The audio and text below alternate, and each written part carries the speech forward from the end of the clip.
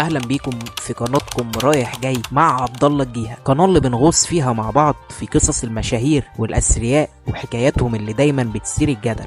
حلقتنا النهارده عن واحد من اكتر الناس اللي بنسمع عنهم في رمضان، وهو رامز جلال. ليه دايما بيحقق نسب مشاهدة عالية رغم ان في ناس كتير بتنتقده؟ وايه سر الرموز الغريبة والاشكال اللي بتظهر معاه في السنين الاخيرة؟ وكمان مين هم اشهر النجوم اللي ممكن نشوفهم في برنامجه السنة دي؟ ويلا نبدأ.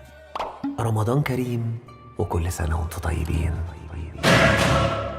رامز جلال ليه بيكسر الدنيا كل سنة؟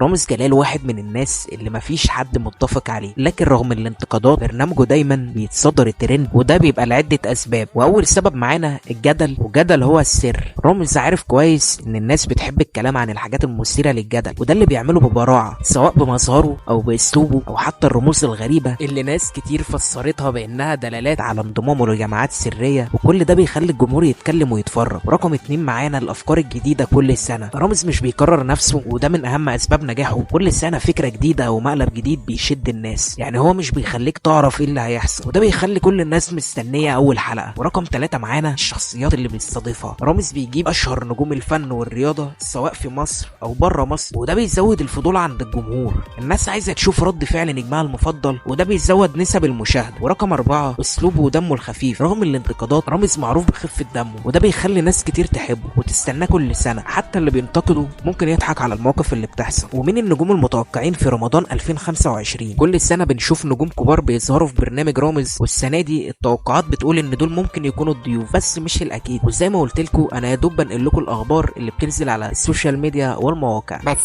وانا ولا بشجع ده ولا برضه بكره ده، انا يا دوب بنقل لك المعلومة. ورقم 1 معانا محمد رمضان، النجم اللي كل الظهور ليه بيبقى حديث الناس. ورقم 2 دينا الشربيني اللي بقت واحدة من اهم نجمات الوسط الفني. ورقم 3 الاسطورة كريستيانو رونالدو، ضيف عالمي ممكن يزود شعبية البرنامج دوليا. ورقم 4 حسن شاكوش اللي دايما بيعمل ترند بأغانيه ومواقفه. ورقم 5 ياسمين صبري اللي تعتبر ضيفة دايمة على برنامج المقالب بتاع رامز جلال.